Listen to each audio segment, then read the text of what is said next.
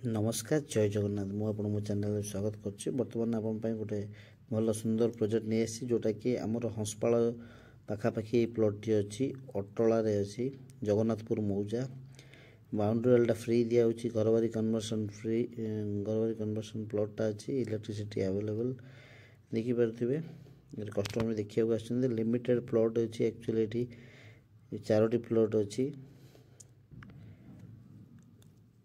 आपंकर त्रिनाथ बजार 1.5 किलोमीटर रहिबो हंसपाल छकरू अप्रोक्सीमेटली 3.5 4 किलोमीटर भीतर रहिबो जगन्नाथपुर मौजा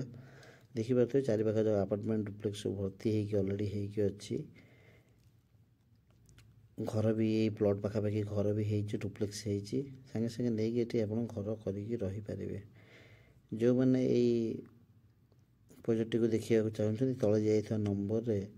आपण कॉल करिकी आसी की देखि पारिबे